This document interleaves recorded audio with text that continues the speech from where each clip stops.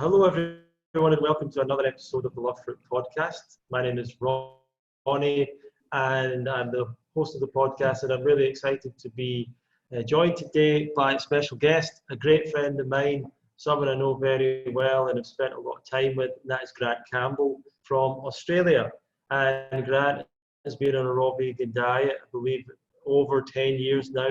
And for me, he is someone that I look up to as someone that not just is interested in a raw diet or eats a high raw diet, but he thrives on 100% raw diet and sticks to that, is a big fan of that. And not, I don't want to say he strictly follows that, but he follows that because that's what he finds is the thing that's most abundant and joyful for him. So, but certainly he's not the raw food policeman or anything like that. He's not trying to force anyone else to do it, or so I'm not trying to put across that idea. But anyway, Grant has been at events,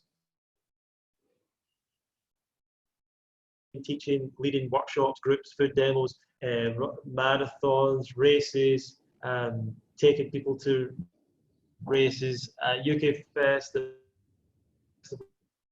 Canada Fruitfest, a number of. Also was a big part of the food and sport events, and working with Doug Graham and being part of a lot of his retreats and events at one time.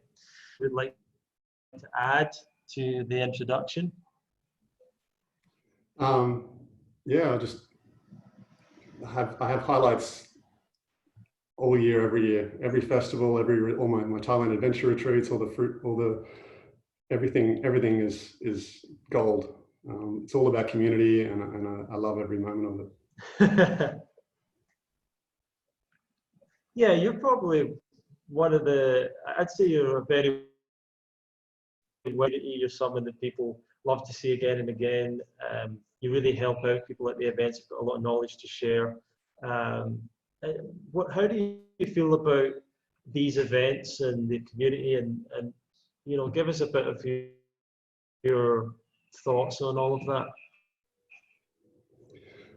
I feel blessed for starters, just to have been fortunate enough to be in such a nurturing environment as the festivals and retreats for so much of my year every year. I mean, there's not much time, not more than a few months of the year goes by before I go to another event somewhere in some country. I spend about 9 or 10 months of the year traveling to different countries now, going from even into the latest festival is the Dutch Fruit Festival, added to the Raw Vegan Festival list. The community is just phenomenal.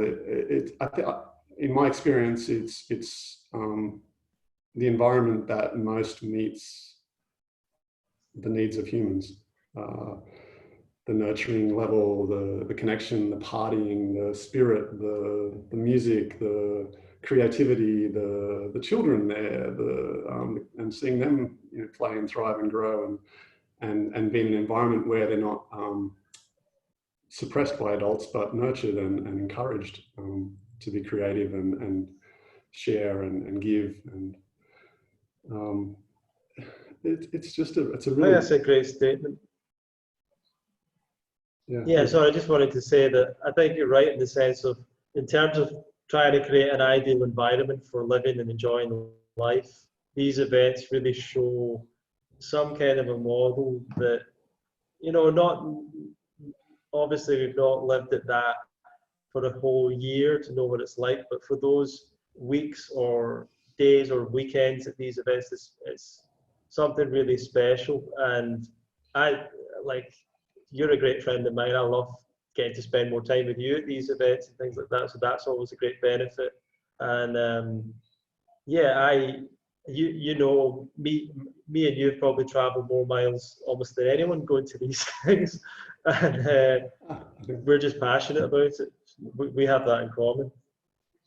Yeah, I'm definitely hooked and fully invested. I just can't think of anything.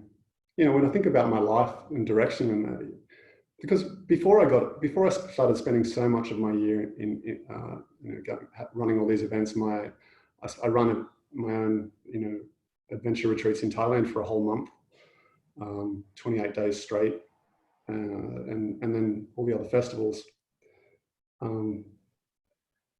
It's like I start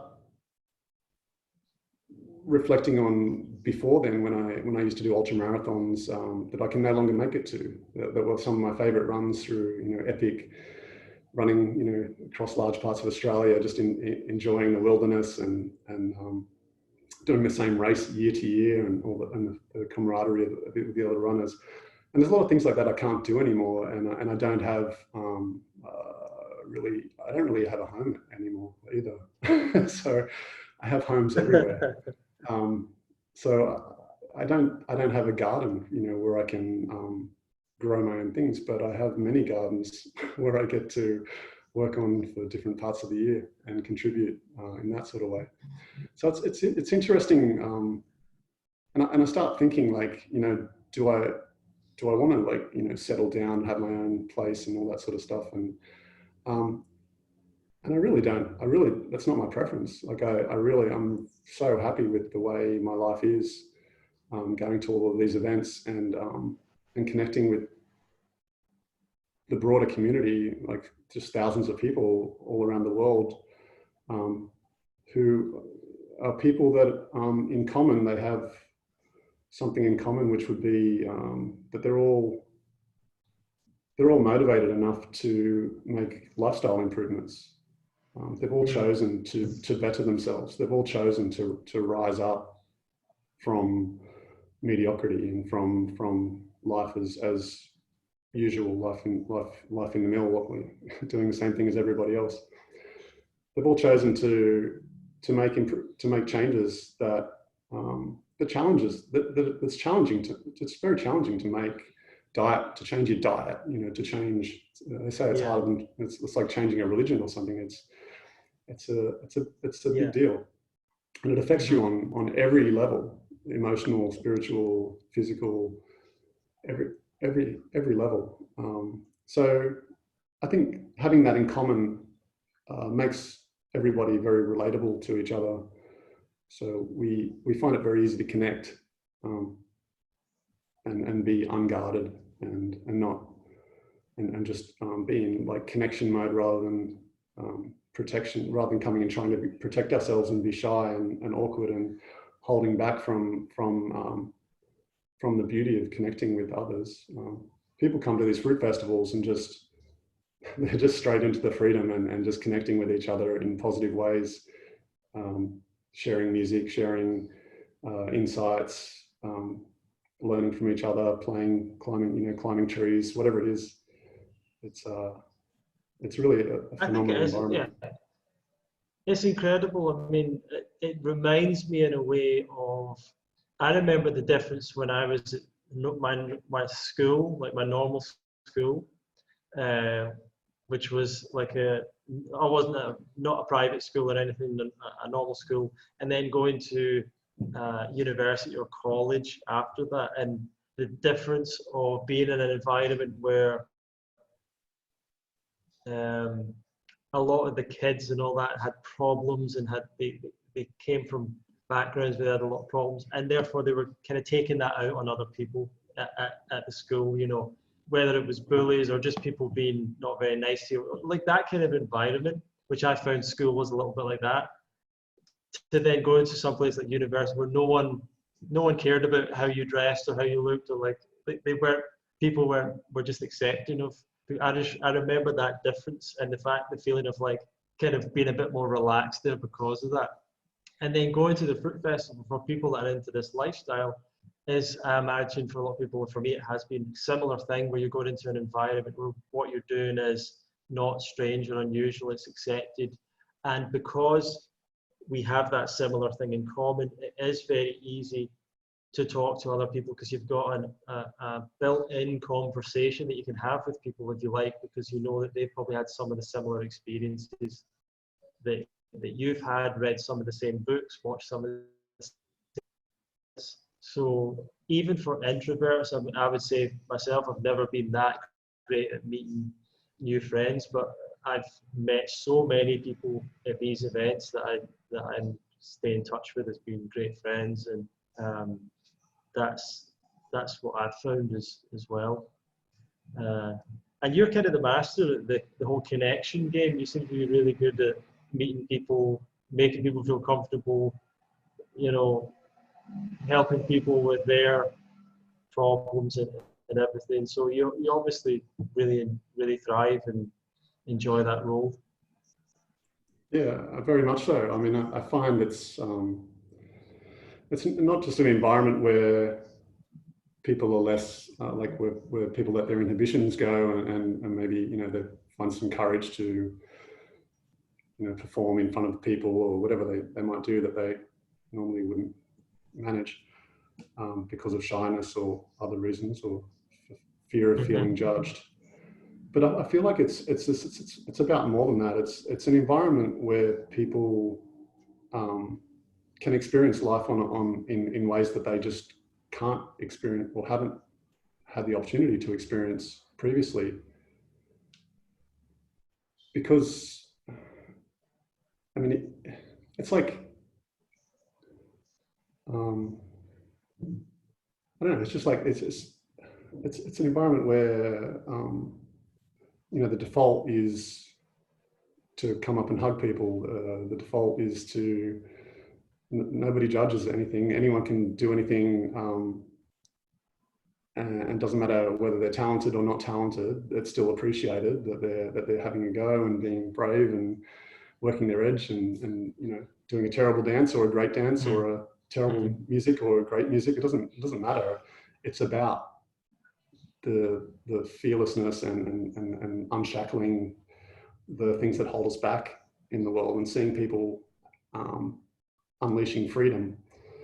And that's a really beautiful environment. So I just find it's almost like maybe say being a vegan, for example, for ethical reasons, you might find it more challenging to connect with somebody who doesn't care about ethics, who thinks animals don't have a soul or whatever they might say, and it might be harder to connect with somebody like that on a deep level.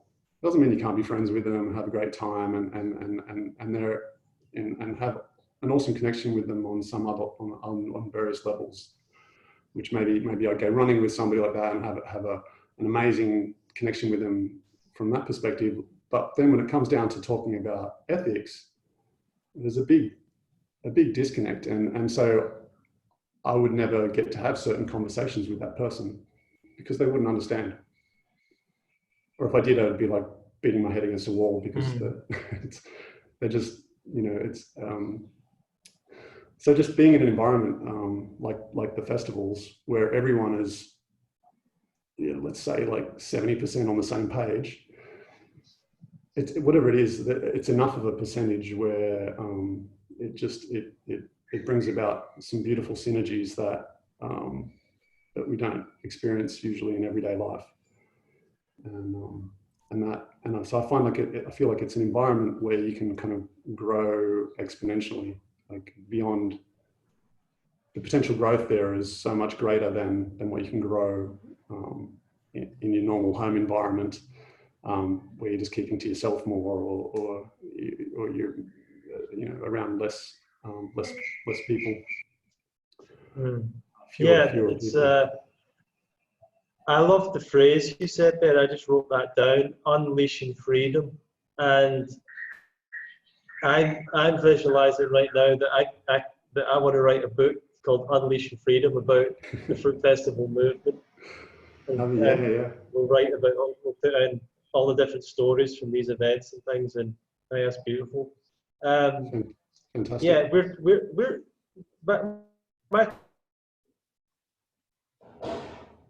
do you think we're part of a cult? Are we part of a cult? Absolutely. No. I think if it is, I never want to leave. But no, it's not a cult. I think a cult. What's the definition of a cult? Is it offering something that's not real? It's something that has no base. Something that's an illusion, maybe. Yeah, it's a good. What I makes think it a that, but cult? the thing about cults is they often, yeah. Let me look up the definition of a cult just to see, because I think often they form around personalities. You know, they form around people. But Yes. so cult, a system of religious veneration and devotion directed towards a particular figure or object.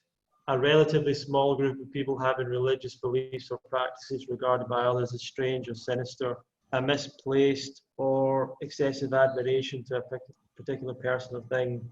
Um, a person or a thing that is popular or fashionable, especially among a particular section of society. So I don't think it really falls in line with any of that, because there's no particular object or person that Well, we're all kind of. There's no, I don't I know may beg, what would you say? I may beg to differ. I think people certainly have cult-like experiences somewhere along their journey. Right. It depends on their perception, like the angle that they're coming at it from. I think when people start doing things that are for like out of discipline and strictness and you know, being basically religious about the way they eat, then it's firstly it's not fun. It chases away anyone that you cared about in your life. Usually, people start throwing their family away and disconnecting from people because nobody's good enough and nobody Yes. understands and all that sort of thing. So people can get very regimented, very hard line in their views, and I understand. I think maybe a lot of the reasons why people do that. A lot of the time, it could be that they're just trying to protect themselves, right? So they're in a vulnerable situation. They've changed their diet. They've maybe had some health problems, and so they're in a vulnerable state where they've made changes and they don't want to go back, but the temptations are still there, or the addictions are there, or whatever reasons they might go back, the pressures, social pressures maybe. But so they protect themselves by going, no, you know, that's bad, that's wrong, that's disgusting. Like they'll look at meat and go, ew, that's horrible, ew, that's disgusting, oh, meat is murder, whatever. Like, and it can be really like, and they're trying to put an arm's length between them and something that they don't want to be any part of. But that whole like talk to the hand kind of approach doesn't help connect with other people, and doesn't help resolve any of the problems in the world. So, yeah. And it's not a pathway That's so to interesting to me, Grant. unleashing freedom. Yeah, but it's not just that. Like, I kind of worry if I'm speaking to someone and they're on a vegan or raw vegan diet, and let's say with a raw vegan diet, and there's some cakes or some cooked foods somewhere, and if they react like the kind of way that you did there, of like, I'm never having that again, that's just I've got no desire to eat that whatsoever. That's I'm kind of disgusting. like, yeah, I'm like, I mean, I don't feel like that. I don't think it's disgusting. I know that it tastes, choose not to eat it, but I don't think it's disgusting. I understand why people eat it, you know. So I understand what you're saying there. Like when people react like that, it's a little bit concerning to me that try to force it a little bit, because really these foods look good. You know, if you look whatever pastries or cakes, or like these things look good, they taste good. Raw, even like raw gourmet. So there's some people that might react like that towards raw gourmet. Oh, I never have that. I'm just totally on, you know. And it's like, but it's, you know. But anyway, but yeah, so anyway, probably to give a little bit of context to you for the listeners before we get into some more stuff, is how about we go into your story of how you moved towards a raw vegan diet. So I'm guessing that you were brought up on a 100% raw diet. Is that correct? Yeah, from the age of 32, I was, I've been I've had the intention of being 100% raw in that time, but for the first 6.5 years of being raw, I did, occasionally binge on things, which was a very unhealthy relationship with food. Mm. And how did you go towards like veganism? How did you find out about all these different concepts, veganism, raw veganism? What did that look like for you? Yeah, so I was raised on a standard diet, home-cooked meals by my beautiful mother, with love. But there was meat on every plate, and she thought that was, she did what was the recommendation at the time, and gave us what she thought was the best for building happy, healthy bodies. But we had asthma and lots of allergies, bee stings, mosquito bites, grass, lots of things would irritate my skin and my body. I'd get eczema, but mostly chronic asthma was the worst problem. Sometimes I didn't know there were times where I wondered whether I'd be able to take my next breath. It was that serious. So asthma was a big deal back then. And that didn't go away completely until I went all raw. But it got a lot better when I went vegan at age 25. But as a child, we tried lighter strength milks, like low fat kind of milks that were more watery. And that helped a bit with asthma going away. But that taught me kind of a good lesson about substituting. So when I changed to a lighter strength milk, at first it tasted like water, but then a week later it tasted normal. So I realized that was like a mental adjustment to what milk is. And so I realized that kind of helped me through my raw journey, I think, to substituting bananas instead of cereal or breakfast cereal or things like that, or muesli or whatever. Because at the end of the day, it's mostly kind of the same stuff: carbs, fat, protein, fiber, water, vitamins, minerals, whatever, antioxidants, just in all different ratios. So at age 25, in 1998, I went vegetarian after a conversation with a friend about factory farmed animals getting cancer and that cancerous meat ending up being sold on supermarket shelves and people eating that, which was a reality that still happens. And then the other thing you mentioned to me was about the eating animals that have been slaughtered, how the hormones and adrenaline that's released and from the fear around the time of slaughter, how the idea that consuming that actually affects you, because that's what you're building yourself from, and so I really think that is true, because I felt like I did experience that when I gave up meat. It felt different.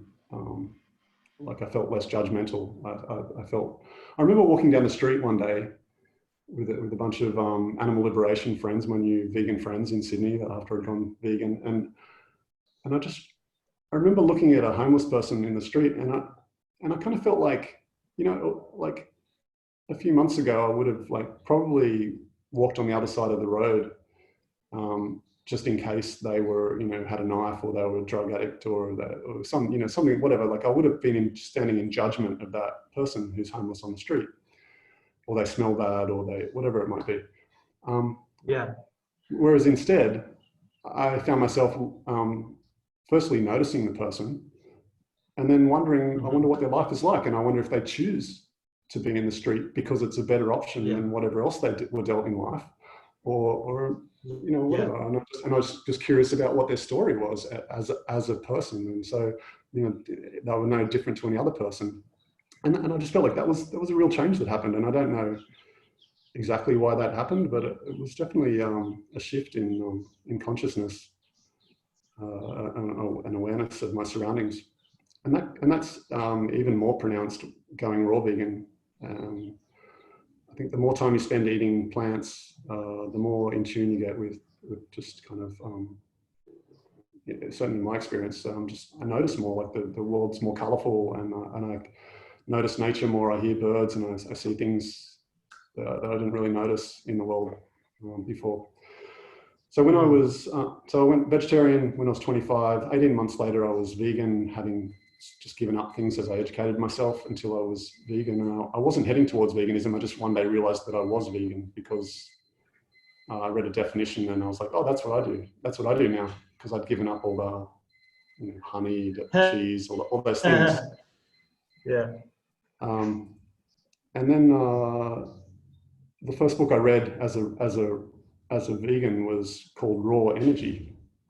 So that planted some seeds about raw, but it wasn't a practical book. It didn't tell you how to do it. It had crazy recipes that took 3 days to make, like Essene bread. So that was not practical, and certainly didn't make it as easy as Doug Graham's information does, which is what I came across 6.5 years later in 2005, before the 80-10-10 diet came out. That came out in 2006. So in 2005, I heard Doug Graham's Perfect Health Program, which is an 12-hour audio programming explaining the whole lifestyle very clearly, and I just started doing it overnight, not having known anybody else doing it, and I made some mistakes and I didn't understand everything, but I understood enough of it to get going and have successes with it, and and I've never, even though I did have some emotional challenges in the 6.5 years following that, going raw vegan, that led to I started binging on foods, which was a behavior I didn't really have before. So it's interesting, like when you spend your life avoiding certain things, avoiding dealing with certain emotions, fears, and say never crying, or like just suppressing things. It's only when you start facing those things that you start really facing the challenges of either getting through that and overcoming it forever. But that can mean going through some pretty tough challenges where you are at risk of developing new coping mechanisms during that time. And one of them for me was that I started using food as a way to suppress just the dissatisfaction that I had from being stuck in the IT world, working for IBM, when I didn't want to be there anymore. It just didn't fit with my values anymore, and it wasn't. I knew I needed change, and it took me 2 years before I found my way out of the corporate world.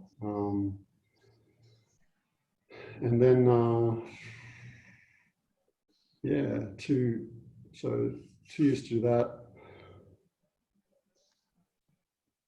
And then just everything just kept getting richer from that point, because I got back, my time became my own again, and I got back a lot of freedoms to explore and to educate myself and to not be waiting with an alarm clock every day and out of stress, but just pursue my own goals and go, okay, what are my dreams? What do I want to do? So I got into lifestyle coaching, and got trained by Doug Graham, who I met 2 years after I got into the 80-10-10 diet when he came to Australia in 2007. And I traveled around with him on his tours and to all of his events for many years, and still do his events every September in the US now, 12, 13 years later. Yeah, let's go into that, because I think you've got a bit of a unique perspective there on Doug Graham and food and sport and what happens with all that, and the 80-10-10 diet, the book, and the success of that. How about you give us some of your experiences? I don't know how much you're saying you go to the events in September, but what's been your experiences, the good and the bad, and the interest in whatever with working so closely with Doug over the years? Yeah, it's been definitely majority of the time has been exceptional, just absolutely exceptional. Like, couldn't imagine the experiences that I've had. I feel so fortunate. He's such a incredible talent when it comes to fitness training. The creativity that he comes up with. We just go for a walk to the park, and the next thing we're doing crazy exercises that I would never have imagined doing, that leave me sore for a week. You know, and I just would never have done that if I just walked out into the park on my own. So I feel very fortunate to have learned a lot of skills to help make fitness fun, because that's an important part of this lifestyle, the success of this lifestyle. You need to be active and fit in order to be healthy.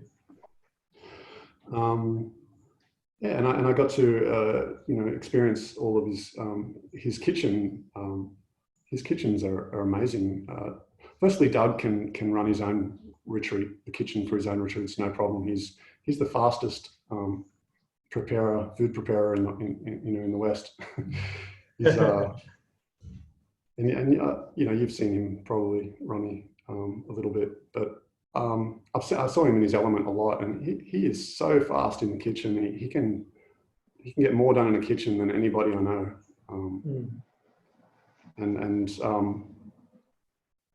Yeah, he's just sharp. He has a clear vision of what he's making, and he has so much experience. And he's tried everything. He's, you know, anything like drying various things, blending certain things together, different flavors together. He's pretty much tried it all on himself, making food for his family, for his own family, or making it at his events. And he's been doing this for decades, so he's had plenty of time to try out all the dehydrators and different blenders and different cuts and julienne blades and all the different skills. Yeah. But usually he hires somebody to be chef at his retreats, and because that frees up his time to focus on the events. And they're incredible people as well, and they've all been trained by him. So I just feel really fortunate to have, you know, because I know like so many incredible chefs. I know all of the, you know, I know how to make all these things, how to use all the tools. So I think all these things have helped me to succeed. Just having all that knowledge and having all those tools at my disposal. But you know, at the end of the day, the festivals are the greatest resource and the greatest shortcut to people, you know, getting there and succeeding, because it's an environment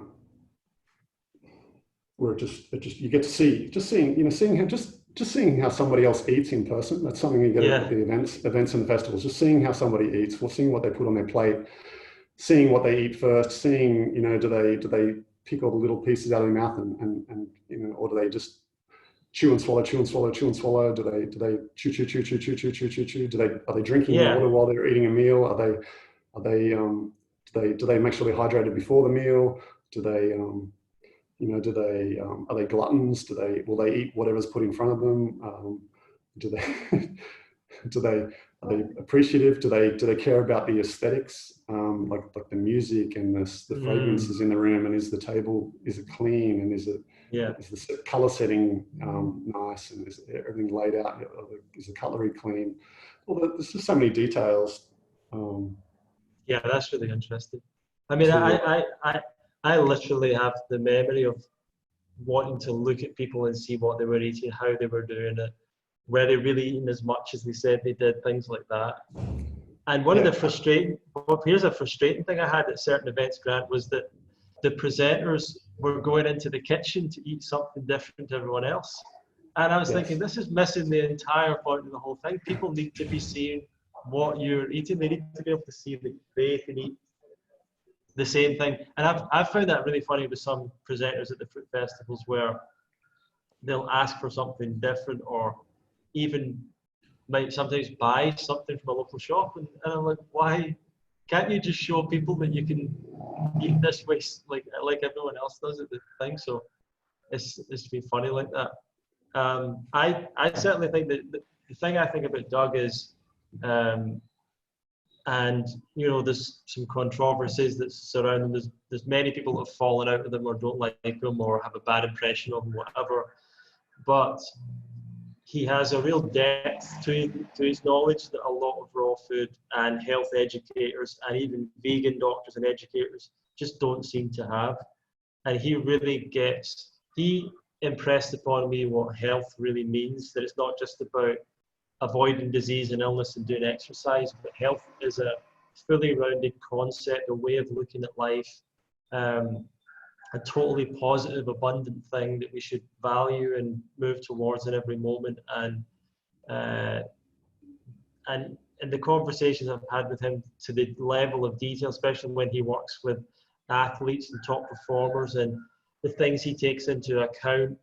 I remember him telling me about changing or ordering an air filter for someone because of the air quality in the room, making sure that was good for them. There was an athlete he was working with that was ordering Uber taxis, and they were quite small cars and they would have to crunch inside, and he was recommending get the bigger car. You know, you might sprain, you're crunching yourself up.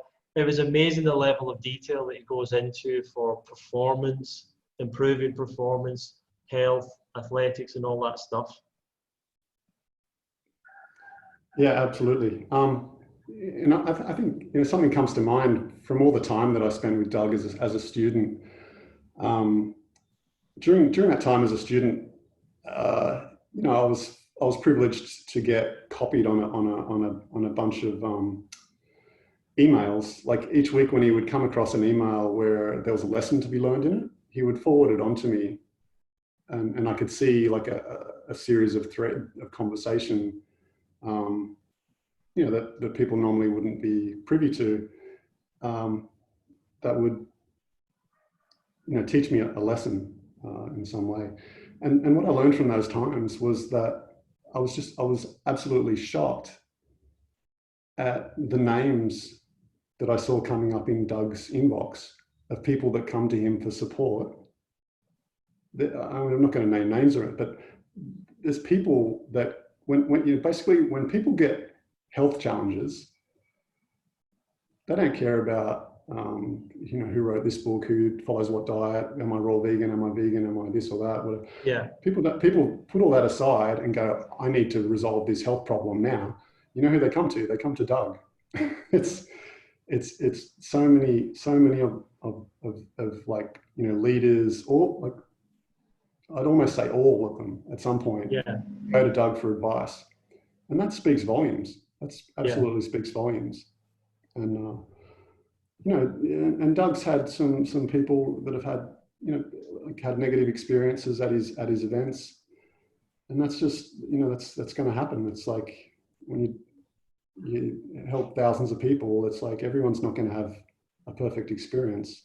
Yeah. But I feel like Doug is something I've noticed over the years is I feel like Doug is often misunderstood by people. I feel like some of I'm not sure his mannerisms or sometimes the way he delivers something, it sounds like people perceive it as a level of kind of arrogance. Yeah. And I really don't feel like he's feeling that. Like I don't feel like there's any intention behind that, or the, you know, what arrogance really is. It's not what's being actually delivered from his perspective. So I feel like just people misunderstand him and then feel like it's arrogance, and then you know,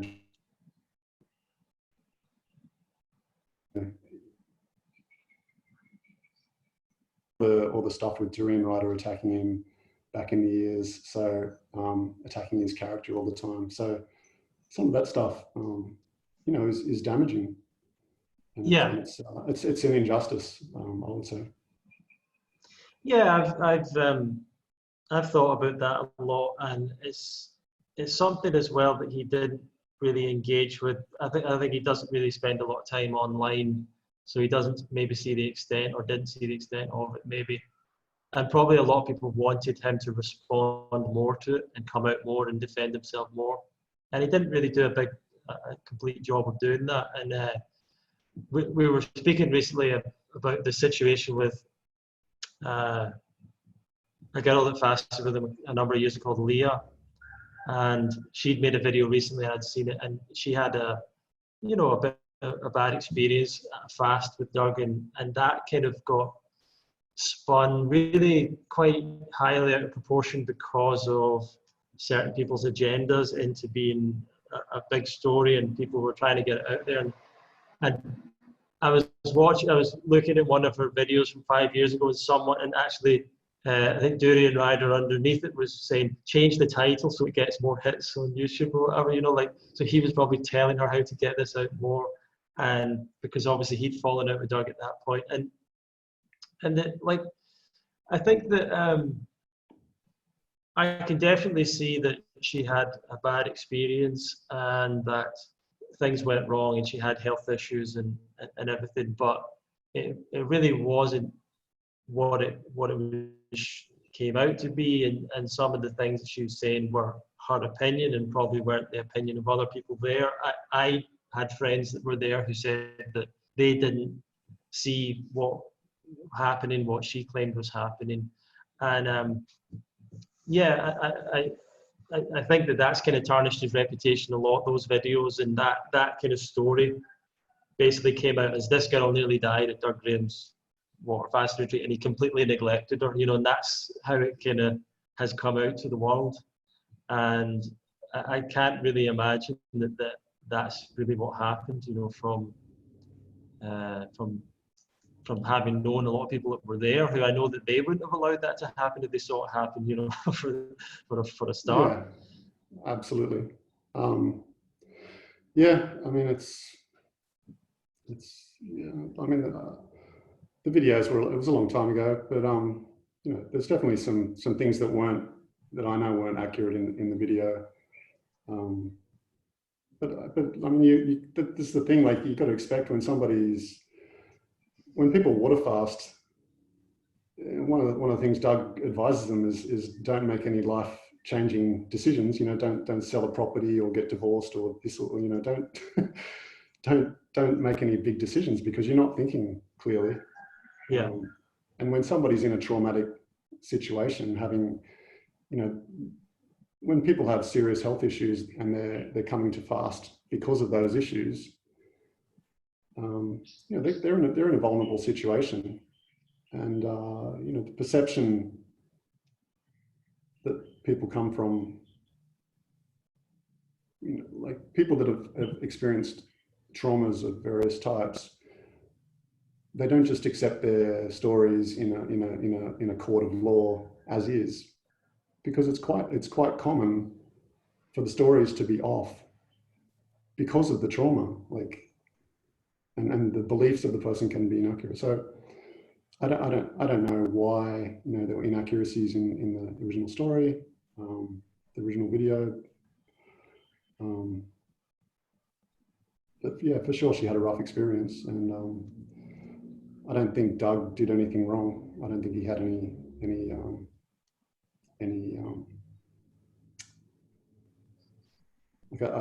yeah.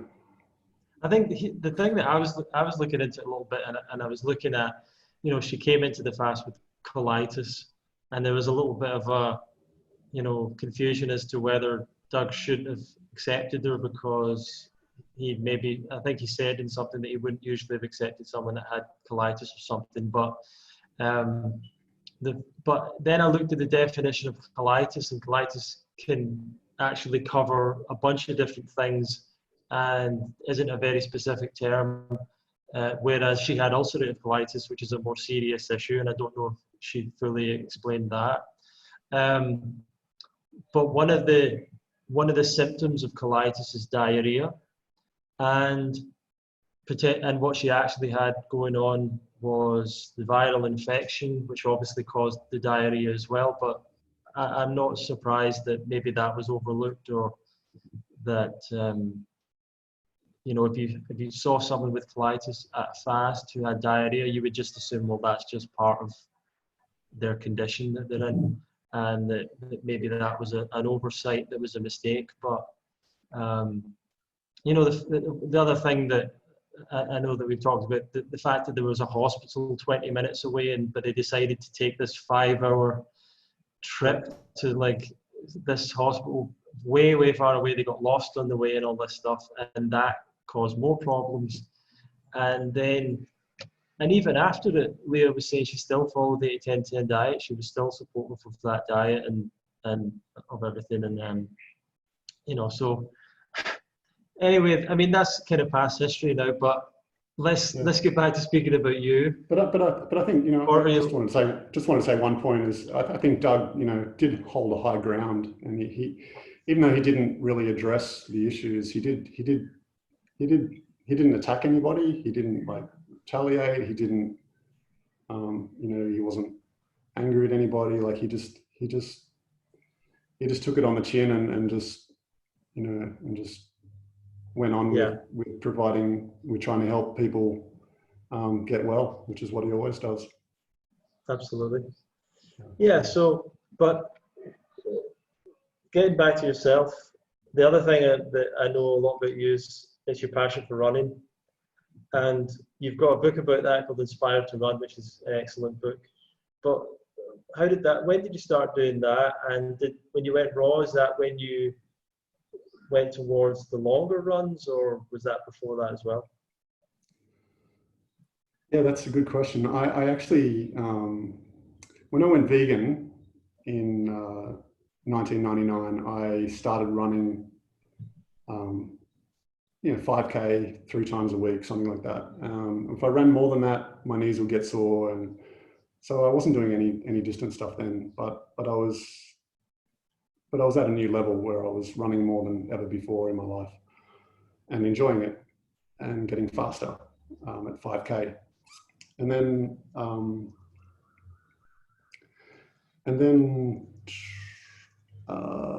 4 years later, I read a race report about some people that did this run from one mountain down through a valley and then up another mountain to the finish. It was 35 kilometers. And I read the race report, and it was just, I felt like I was there, and I was like retracing their footsteps. And I was just, I was like, I've got to experience this. I've got to see, I just was so excited about it. And so I went out and did that race the next year, and loved it, even though it nearly destroyed me, because the last 8 kilometers just goes uphill, no flats, just climbs this mountain to the finish line. 8 kilometers straight. It was horrible. And I totally was like pretty much hitting the wall at that point. I had no energy, and I'm just trying to keep moving up this hill to get to the finish. But 2 minutes after I'd crossed the finish line, I was thinking, what can I do next? And then I did the 100K Oxfam Trail Walker in Sydney, which was a team event, so that felt kind of safe. Mm-hmm. Running with a team of 4 through the night, because we were in the back of my head, I had like these if I just went out running through the night alone, that would seem kind of dangerous. What if I get bitten by a snake? What if I fall off a cliff? What if I sprain my ankle? Whatever, things like that. So when I came around to then entering a 100-mile race, which was a solo race, I remember being very hesitant to enter the race because I had young children, and just felt responsible as a parent. It's like, I can't do this irresponsible thing because I might, die. Therefore, I can't allow myself to do that. But by the same token, I was like, but I've really got to do this. I want to run this 100-miler. It sounds amazing, and it's the first year of it, and I want to. And it became my a very famous race the Great North Walk Hundreds that I did 9 years in a row. Wow. But I remember it feeling so liberating when I entered that race, granting myself permission to do something for myself, and to not worry about trying to please everybody else. I was kind of creating a self-limiting life for myself back then, based on second guessing what other people expected me to do as a responsible member of society. Right. So I was like, okay, I'm a parent, therefore I can't do these risky things. Right. Right. Even though it's like my favorite thing in the world. Yeah.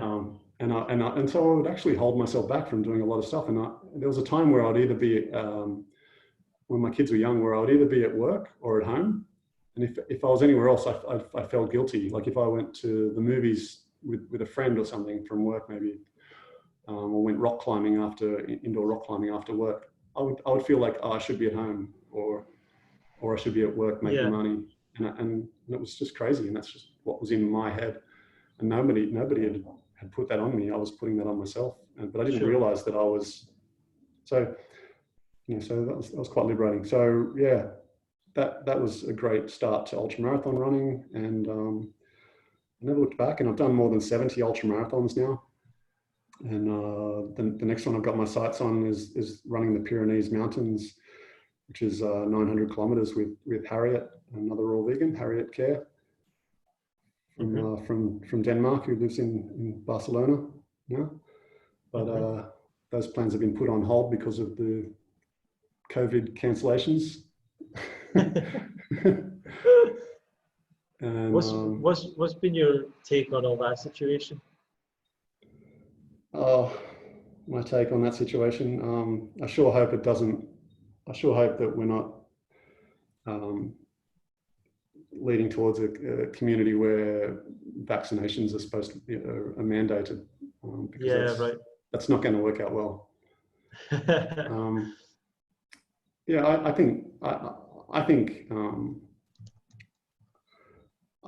Mr. Natural. I think our bodies evolved over tens of thousands of years or however long to, we have an immune system for a reason. It's supposed to deal with these things. And I don't think this is any different to that.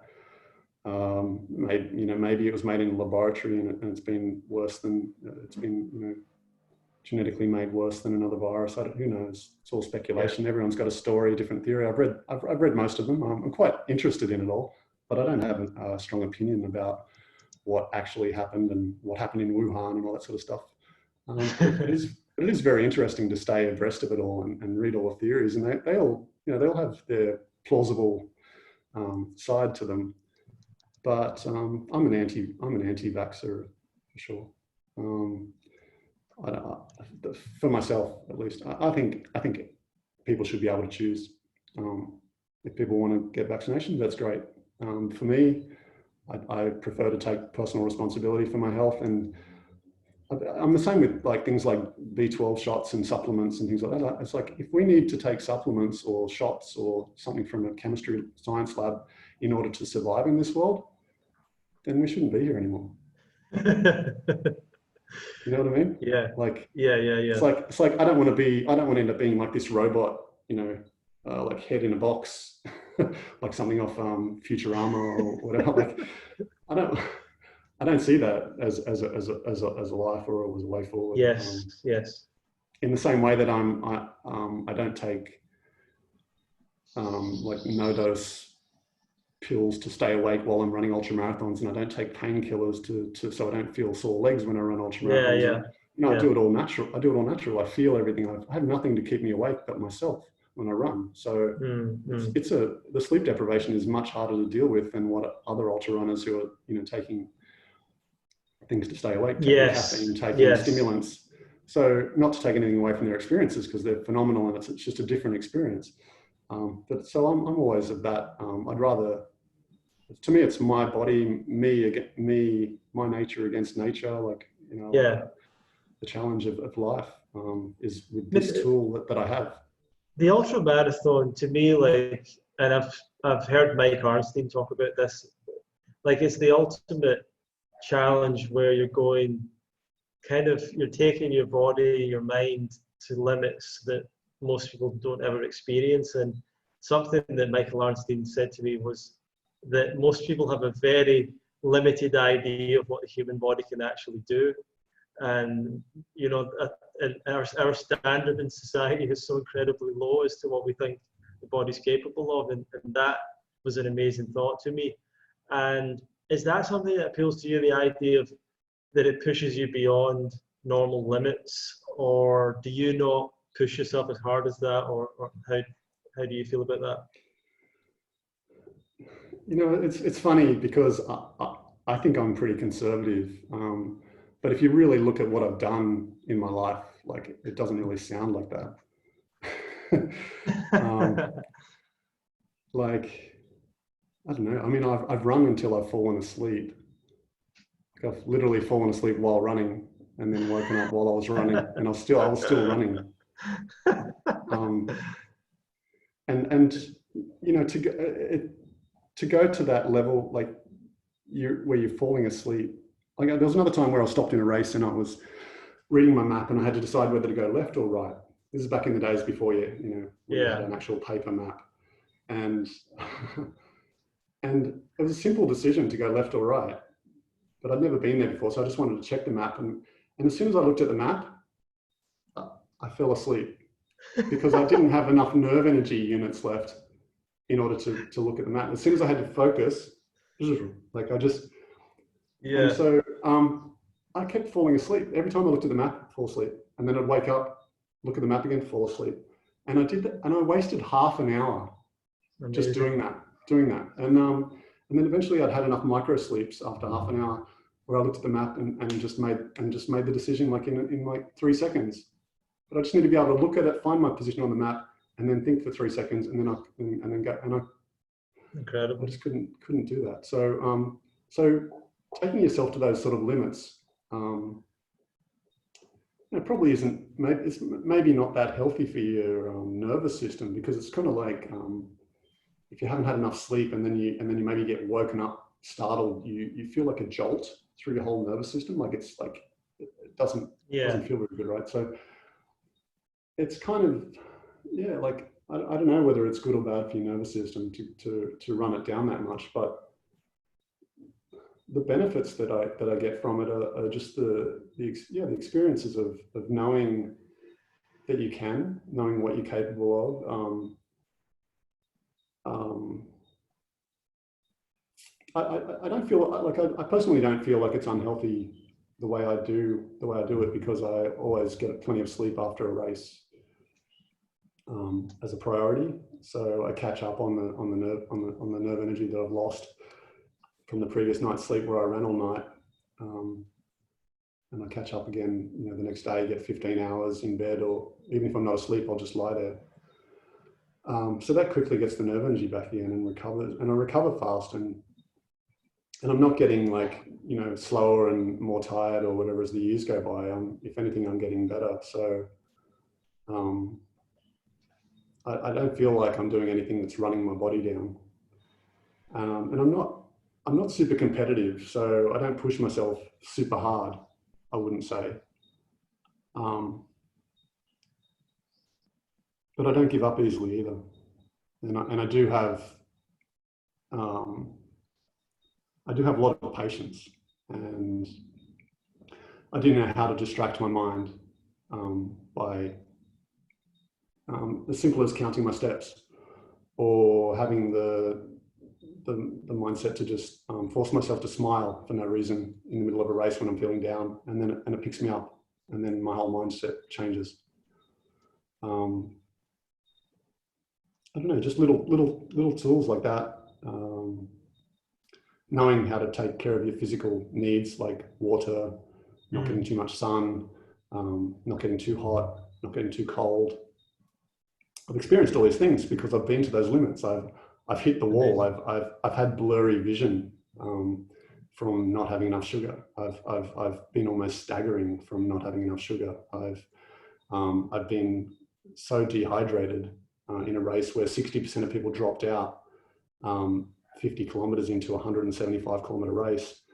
And I was as dehydrated as everybody else, but I kept going, and it took me 3 hours to rehydrate. I drank 3 liters of water in 30 minutes, and I was still not peeing. Like I was, it was insane.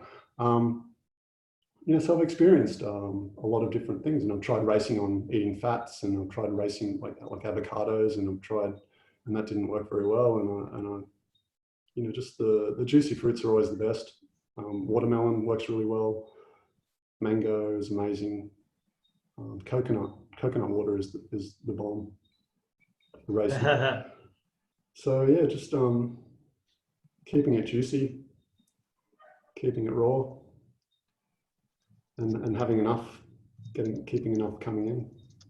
And just to confirm as well, you don't take salt tablets, and obviously you already said you don't take caffeine. Some people have mentioned that for runners that do long runs, taking salt. Yeah, Almost.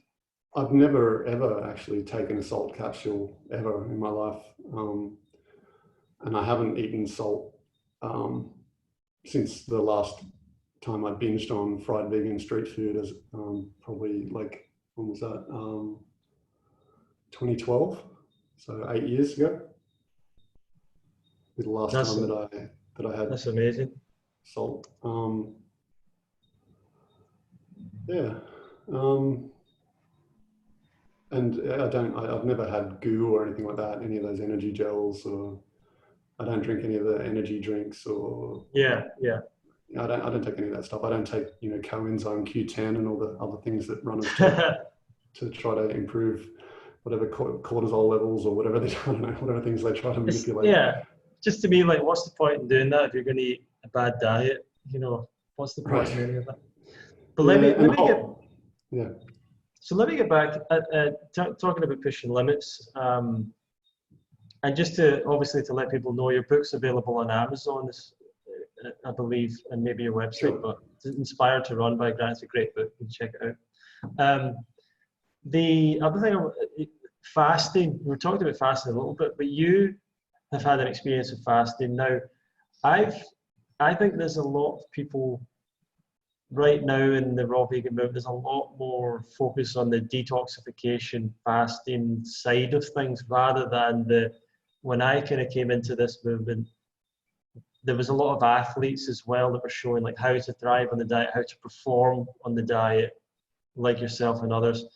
And I'd like to, but you're someone I know that's done a long fast, but you've also lived on this lifestyle long term. I've known a lot of people that have done one or the other, and I've known people that haven't been athletes that have done fasting and things like that. And I believe that I've seen people that have maybe focused a bit too much on fasting at times, and I do think it can be the wrong thing for some people. Personally, from where I'm at now, but for yourself, what's your overall opinion on fasting, and would you recommend it fully to people, or how would you talk to people about it? Yeah, it's an interesting consideration, because so many people fail. They fast and then they just, what happens? They I don't know, whatever happens coming out the other end, they don't end up where they originally were aiming for. I totally believe in fasting. I think, it's obvious that fasting works in the sense that, like, every night we go to sleep and wake up feeling better the next day from a mini fast overnight. The idea that you lose your appetite when you feel sick, and then if you keep eating, it makes you feel sicker and sicker. If you stop eating, you start getting better. So there's definitely a natural tendency where fasting helps us out. And I know there's a lot of focus on, in recent years, on intermittent fasting as a kind of way of life, where people restrict eating to just a few hours of the day. And I think there's benefits to that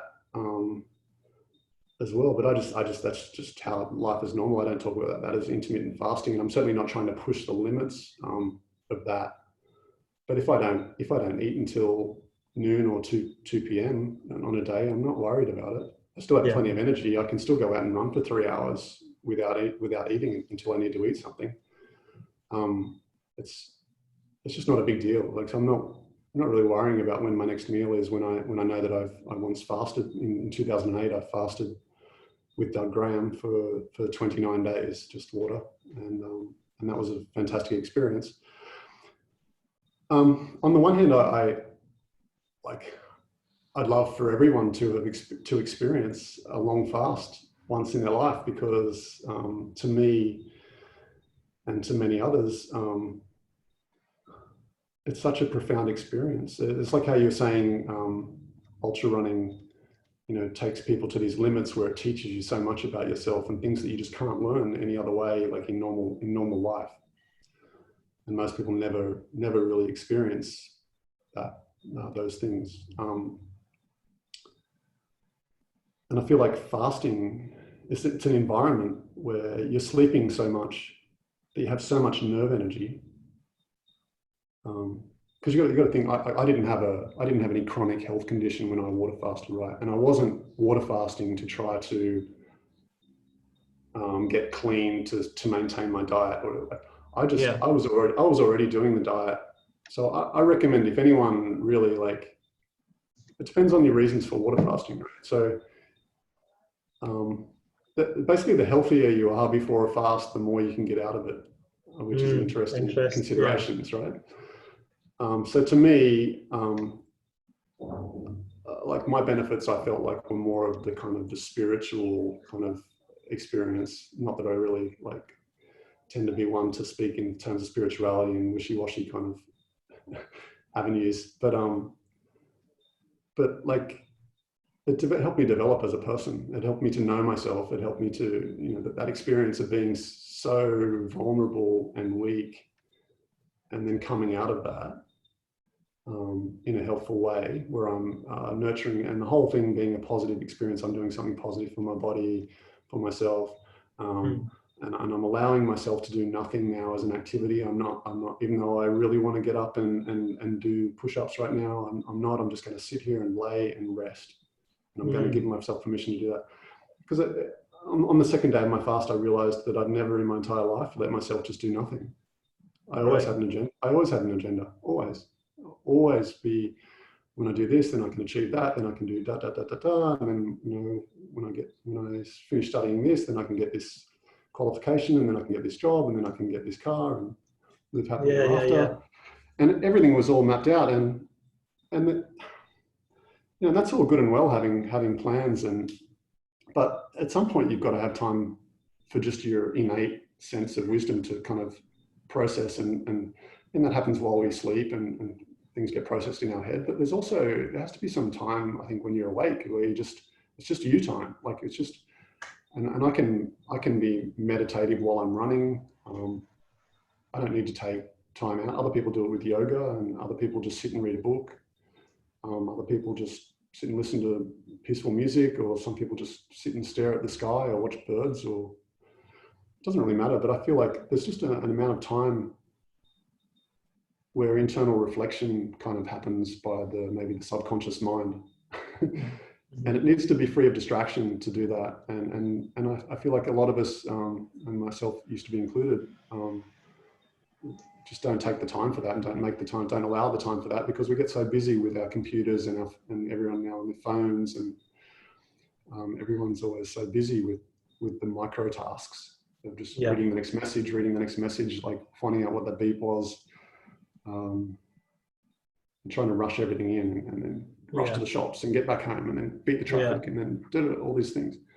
And I think that's one of the possible benefits that people are experiencing right now with the whole pandemic, is that they're realizing, like, it's actually pretty cool, this, like, just normal basic life, like, actually, I'm under lockdown right now, but I actually don't want to leave my house, because this is really cool. I'm really enjoying this time where I'm getting to play guitar more, or I'm getting to learn a new language, or or whatever it is, catching up on gardening, doing those things that have been neglected by being too busy and too distracted. So I feel like, to me, fasting gave me enough time in that space where it was just me and nothing else. Not me in a selfish way, but just me as in nothing distracting me from just being whatever I am, like just the innate things that my body does by its own agenda without any interruption, just letting those things happen and not distracting it, and experiencing that, and not being afraid of what if, like, it's been like just drinking water, it could be easy to be worried, like, oh, what if I'm getting deficient in vitamin C? What if I'm getting deficient in this? It's day 24 of my fast now. Like, what if? I wasn't worried about any of those things. because I was being supervised by somebody I trusted, and I was in an environment where there was other people fasting, and it was a peaceful, environment in nature, and a very beautiful environment.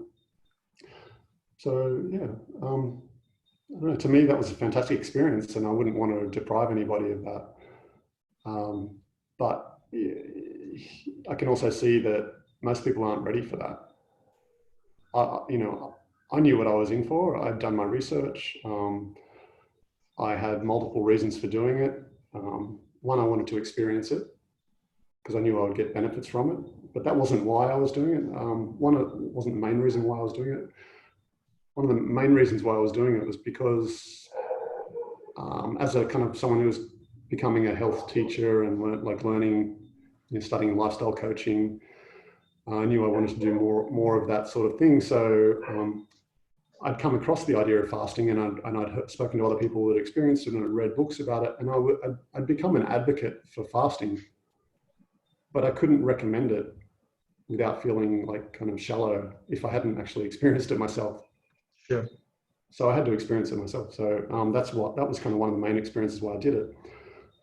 But then it sort of surprised me how much I got out of it, because I wasn't expecting all the personal development and growth and the freedom that came just from allowing myself to do nothing, and just the beauty that came from within just by it.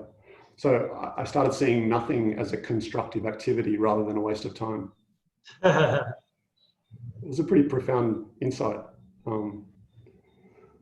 So yeah, that was fasting. So I don't recommend that everybody just. I recommend that people get their health together, get their diet stable before they think about whether they want to fast or not. I'm completely in the same camp as you, because I feel that there's so many people that if they just got the diet right and stuck to it, would see the reversal of a lot of the problems that they've got. And if that person does the 30-day fast, gets all those amazing results, and then goes back to a lifestyle that caused those results, it's just a total waste of time. And yeah. the one thing I know for sure about fasting is that it doesn't change a person's habits the way that people seem to think it will change their eating habits, and it often doesn't. Yeah, it often doesn't. At Doug's retreats, they spend, for every 2 days of fasting, they spend 1 day in recovery where you're eating with other people. So that's a time of education where it can be like up to 2 weeks, where people are seeing other people eat and developing new habits. But it's still only 2 weeks. It's not. And Doug does recommend that people spend, I think it's at least a month. But I think it's even longer. But he recommends that people, I don't remember the exact numbers, but I think my memory is it's at least a minimum of a month of just straight 80-10-10 eating before they turn up for the fast. So it gives them a program to follow before then. But just I think very few people actually follow it in experience, because I've seen people turn up to fast where they're just like their last meal was a hamburger or something like that, because they want to. It's like they know they're about to go and be trapped in this environment where they have to be healthy. So they have one last sinful kind of gluttonous urge that they surrender to, and then they can't start the fast, because you don't want that to be the first thing that comes out of you after you break a fast. So then they eat for a few days of health food before they start fasting. But yeah, definitely fasting should be followed by should come, I think, after healthy habits are formed. And chronic disease, even if you're fasting for chronic disease comes from bad habits. So you've got to do whatever you've got to remove the cause of the problem, right? So you need to establish healthy lifestyle habits. In the right environment and for the right person, fasting can do that. But I don't think it's the best path in most people's. I think it's a difficult path to change your diet and the associated lifestyle changes and emotional changes that kind of go with that. And I think hands down, the festivals and retreats are the best way to do that. Yeah, the more you can be involved in community, the better. Well, we're looking forward to seeing you again at the UK Fruitfest this year, and I really want to. I'm optimistic that it's going to happen, and I really want to do everything to try and make it happen. And that's the plan at the moment. Yeah, Grant, this has been a bit of a different kind of a podcast than usual because I know you so well, and I just thought you'd touch on so many topics there. You really opened up and shared with us a lot. Just for the last question, I would say, give me some of your thoughts on what's some of the mistakes and the bad advice you feel that's out there that's maybe stopping people from really thriving on this lifestyle that you've seen or that you've come across recently. And at the same time, what would be some of your best tips for people who are looking to thrive on this lifestyle? There's so many things.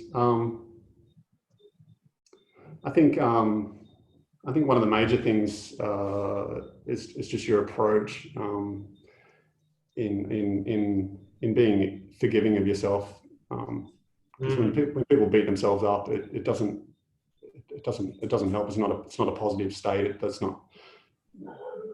People struggling with health and trying to get healthy habits in place need more nurturing, not more kind of hostile feelings. So be easy on yourself.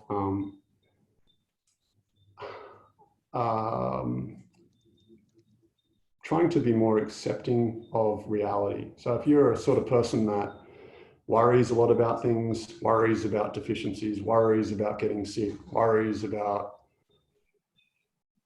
whether the sun's going to come out tomorrow, let all that go. You've got to stop worrying. You have to put some faith in following multiple programs at once is something some people do. They're like doing 80-10-10 in the morning, and then by afternoon they're doing some other intermittent fasting thing, or some like paleo by the afternoon or whatever. If you're following multiple programs, you're not going to get the results of either of them. So being consistent is one. So making commitments. I think it's when you want to make commitments, just tell people that you care about what you're planning to do. That's one good way to show commitment. Because if you tell someone that you love and care about that you're going to go vegan and stay vegan for the next 30 days, and then they're going to hold you to it, right? They're going to come back to you and say, "Oh, how are you going with that challenge? Are you on track?" And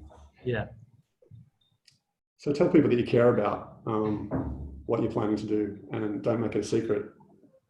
And that will help you succeed. Because I used to always try to do things by myself and not get help from other people, and just sort of feel like there was some level of maybe satisfaction in doing it without anyone's help.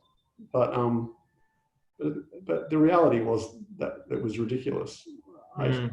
I could have benefited from the help of so many people who would have loved to have helped me.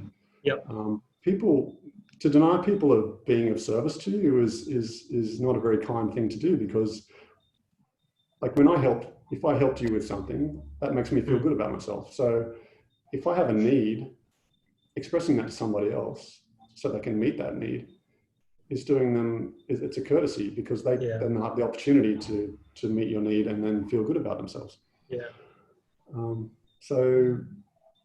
Just not being afraid to ask for help, and looking to people that are getting the results that you want, and try to find out what they're doing,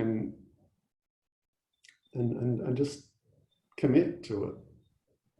Commit to it. It's like, I think people are more afraid of more things than they give themselves credit for. And a lot of things that we fear fly under the radar because they're just in our own mind, right? Nobody else hears it. It's like I could be saying, oh, I'm such an idiot, I'm such an idiot, I'm such an idiot, Yeah. like right now, and you wouldn't know, right? Because it's, and I would never say that to myself, and I don't mean I take it back, I take it back, I take it back.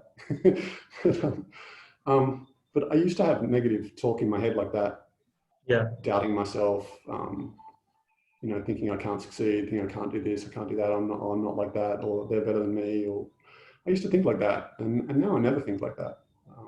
And it's very freeing to let go of all those garbage thoughts that just waste nerve energy. So worry is like a misplaced form of love. It's like with the intention of love, but it's not love. It's like the opposite. It's worry is like an expectation. So letting go of expectations is another important lesson that I learned from one of my sons. That we basically have no right to have expectations of others, because an expectation is it's kind of like being like, if you tell someone to change, that they have to change, like a doctor tells someone you have to stop smoking, they're probably going to say no, go jump in the lake, unless their life is at risk maybe.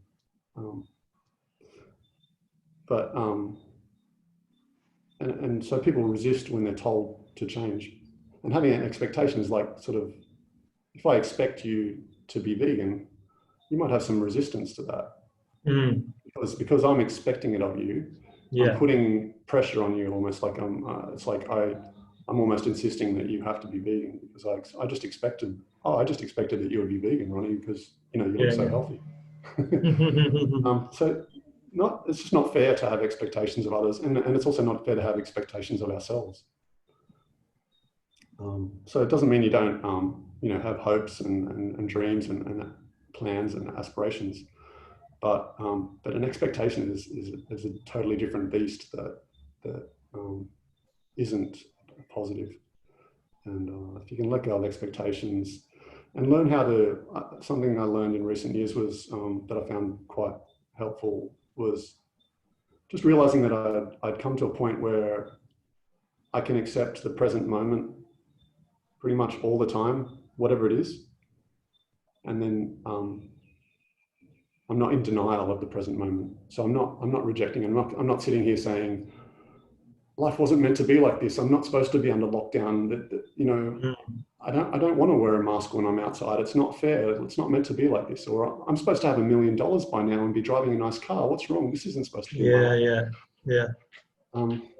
All those sorts of things are denial of the present, of reality, of what is. And so accepting the present moment as it is doesn't mean you have to like it. It doesn't mean it's just, doesn't mean there's not injustice or whatever, but you have to come from a point of accepting the present moment. So accept in the world that, you know, children get murdered and horrible things happen all around the world, and amazing, beautiful things happen as well. And accept that. And then from that point, we can then make rational choices, you know, to make the world a better place. But without that acceptance, then the ego comes in and people's minds go in all different directions, and it becomes emotional and arguments and all that sort of thing. So yeah, I just find that helps a lot. Having let go of expectations and being able to accept the present moment, I think helps provide a lot of stability that people require in order to follow a healthy lifestyle. And because at the end of the day, you're not going to choose to be healthy if you don't love yourself and you're not, you know, and you're not sort of valuing life. That's excellent. So you kind of need to have those things. Otherwise, you can use strictness and willpower and discipline to kind of get you so far. But then, you know, when you have a bad day, and, you know, everyone has some shocks happen sometime. Like you know, a couple of weeks ago, my 102-year-old grandmother passed away. Oh my God. A bit sad, but you know, she had a beautiful life. But yeah, these things, you know, come and catch us off guard, and it's nice if you can live in a way that you can build resilience to such things, and just you know, just go, okay, she passed away, okay, and what to do now? Okay, well, I'll reflect on her life. She's beautiful, you know, and just rather than feeling lost and sad and feeling lonely because I can never see her again and all this, I don't go there with that because it's not constructive. It doesn't help with life.